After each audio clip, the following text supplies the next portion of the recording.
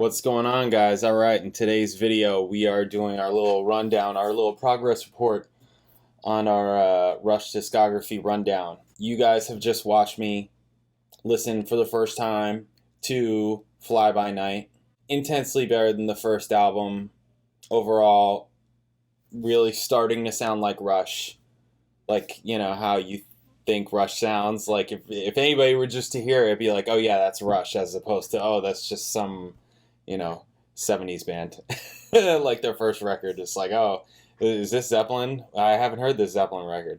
Anyways, yeah, overall this record was intensely better. I liked it a lot more. There was still some throwaways to me, like Best I Can, and I thought it was hilarious that everybody was dogging on Rivendell. It's also hilarious to see you guys' comments because I'm ahead. Like I have all these recorded and scheduled, and before you guys were even watching any of the Fly By Night, I already had heard Caress of Steel. So I've heard Caress of Steel at this point. I'll talk about that later on in this video. Like, give me a minute. I want to keep hitting on Fly By Night first. But I just thought it was hilarious. You guys were like prepping me for Rivendell, even though I'm like way past it. But like everyone's like, yeah, feel free to skip that one. Don't worry. It was just it was funny. But overall, I thought this album was intensely better. Really cool stuff. Biter and the Snow Dog. I thought Bytor, however you guys are telling me to pronounce it, I don't care. I'm not going to apologize for any of this stuff anymore. I do it on all kinds of videos, especially of foreign bands or whatever, and I'm just like, I had somebody that was from Europe comment saying, to you and all Americans, stop apologizing for pronunciation of these people's names. Which I'm like, you know what? You're right. I'm not going to be sorry anymore. He also, after that, said, watch some video to find out what the pronunciation is so that you do it correctly. And I'm going to go one step further and say, I'm not going to do that. And I'm not apologizing for that. So you guys will all tell me, and if you don't like it, you don't need to watch any of this shit. Whatever. I'm not here to be, your English teacher. I'm a musician. Jesus Christ. Okay? So anyways, sorry. This is me being what did somebody call it? Unnecessarily harsh. Yes, sometimes it comes across. So I feel like you guys were unnecessarily harsh about Rivendell.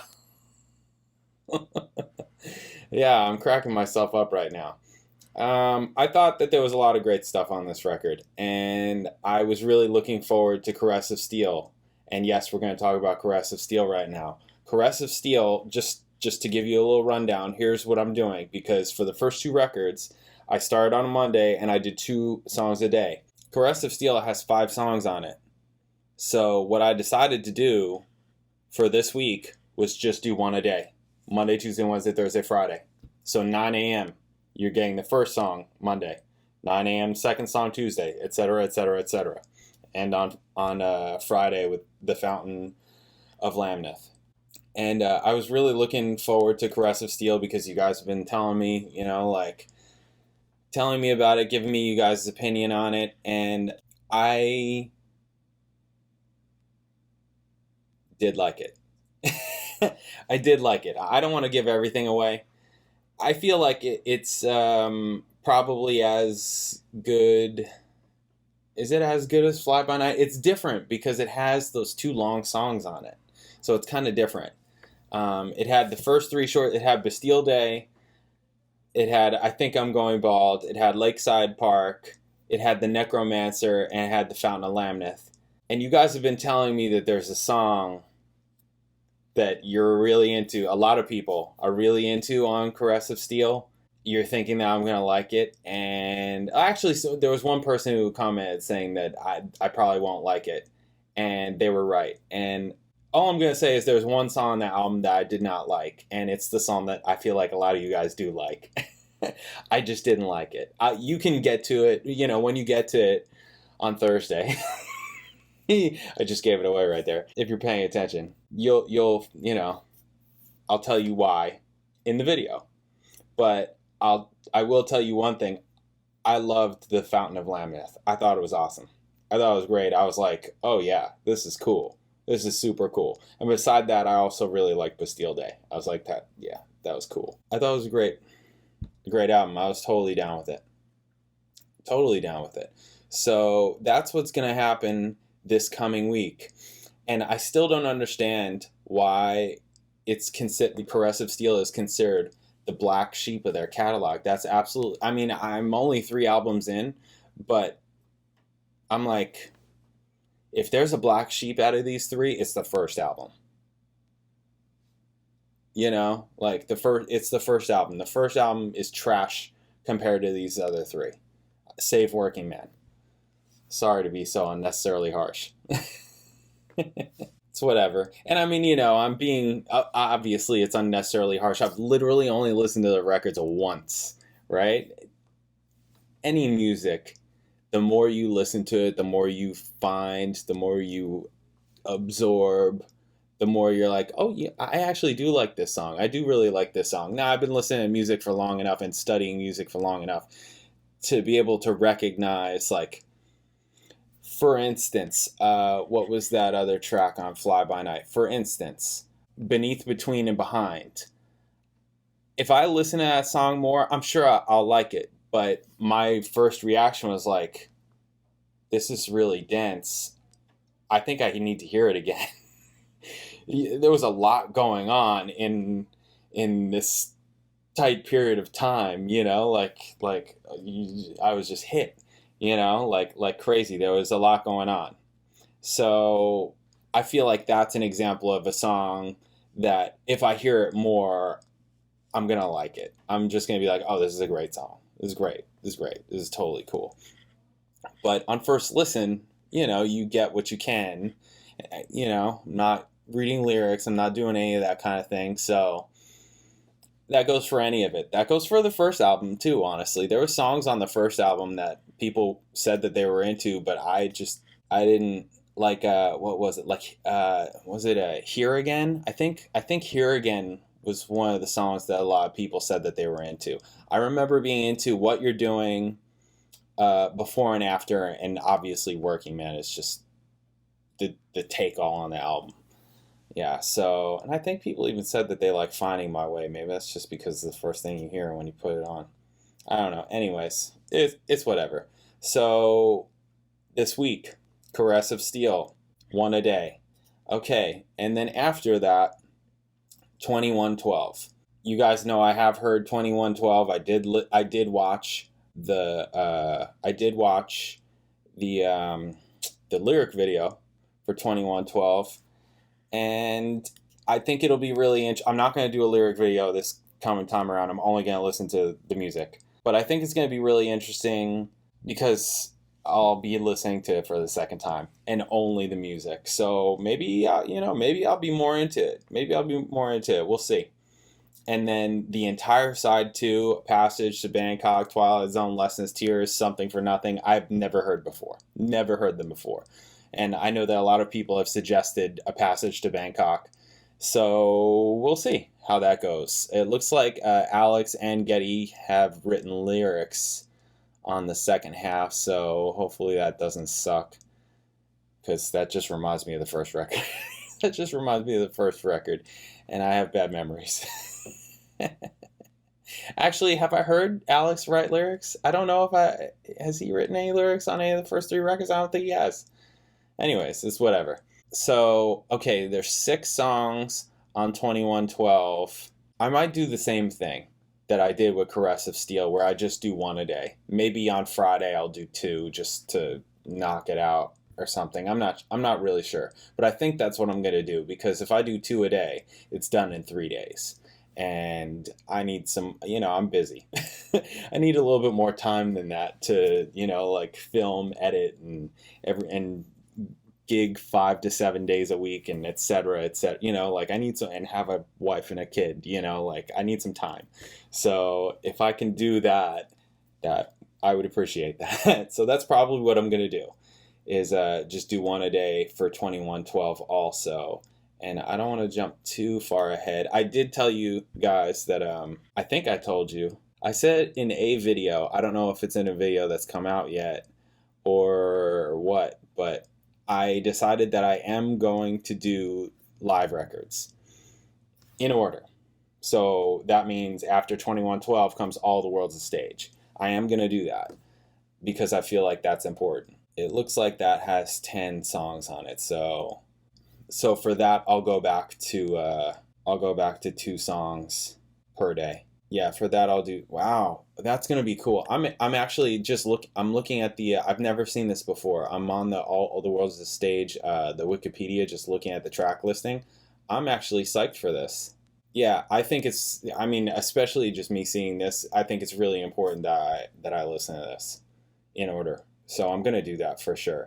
And in the previous video where I mentioned I'm gonna do the live records, I was saying that I was gonna do some of them, but maybe not all of them, depending on what you guys tell me is important or not. I know that All the World's a Stage and Exit Stage Left, I'm definitely gonna do.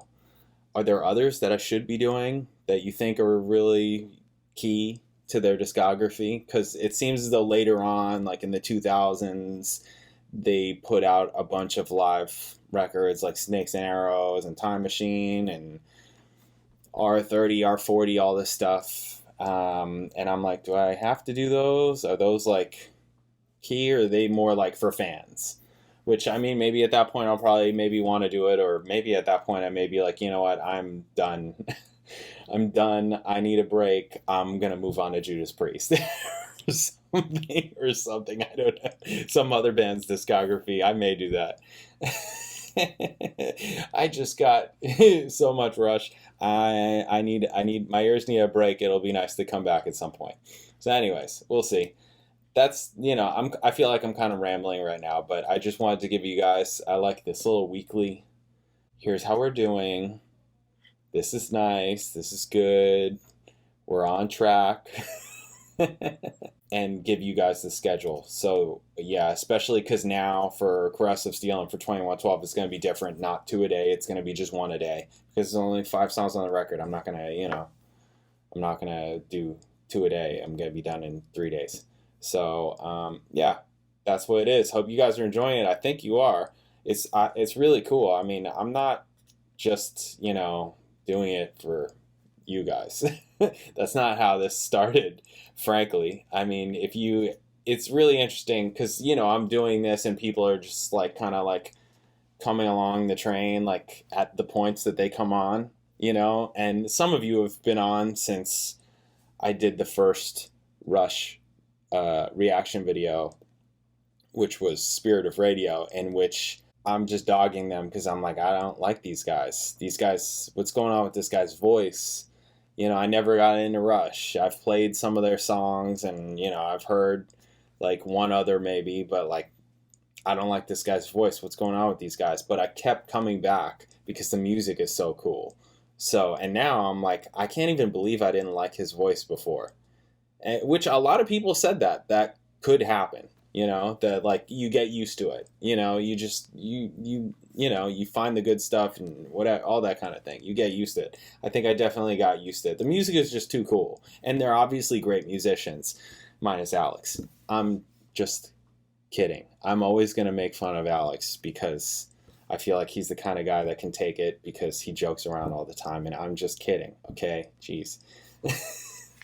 It's interesting that I just didn't like it at first, and it took me this long. And it's what it is. There's plenty of other music that I haven't heard that is like classic music. Classic music.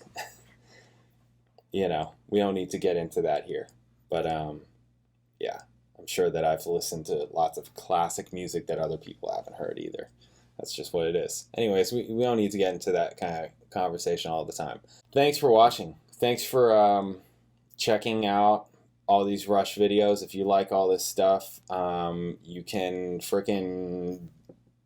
I got an Amazon wish list down here in the description. You can send me some vinyl. I just asked for vinyl because I love music, so just send me some vinyl. There's a couple of Rush vinyl down there. Not as much as I would like. I would like their whole discography on vinyl, honestly. Even though I'm only 3 albums in, I already feel like I know how it's gonna go. I'm like, okay, it's gonna be good. It's gonna be good. I can't wait to get to the 80s stuff. That's gonna be very interesting. Super interesting to hear the 80s stuff and the 90s stuff. You know, when I went through David Bowie's entire discography, there was all kinds of stuff that I thought was really awesome. That was not super popular. A bunch of his 90s records were pretty cool. That's why, you know, I found this out at a very young age when I got into music.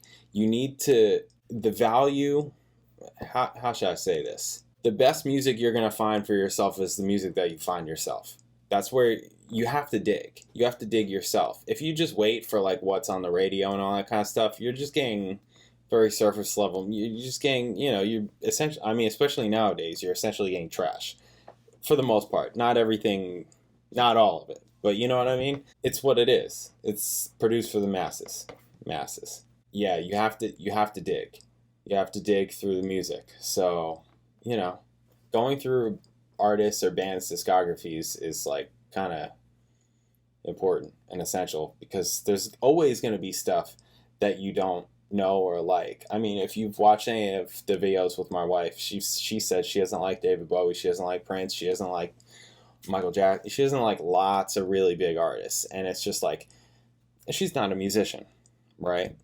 It's like, you have to, I'm sure that there is some music of Prince or of Michael Jackson or of David Bowie, or insert artist here, insert band here. It doesn't matter who I'm naming. Those are just examples. I'm sure there's something of theirs that you like. It's just whether or not you care to find it. Which I understand that, you know, most people, why? You know, it's not, it's arduous. It takes a lot of time, and time is precious. Time you don't get back, and listening to music takes time because, yep, it tells you right on the album how much time it's going to take out of your life. Wow, this album is going to take 45 minutes and 16 seconds out of my life, etc., etc. You know, it's what it is. So anyways, I am definitely officially rambling. Thanks for watching. Yeah, you guys can get, there's all those, that's what I was saying. Check out my Amazon wish list in the description. I got PayPal donations.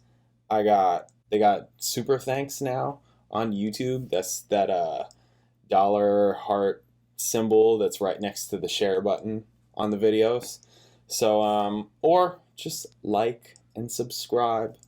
I'm more than happy with all that. I'm not over here trying to beg. I'm just giving you guys some options. Cool. Awesome. See you this week for Caress of Steel. Later.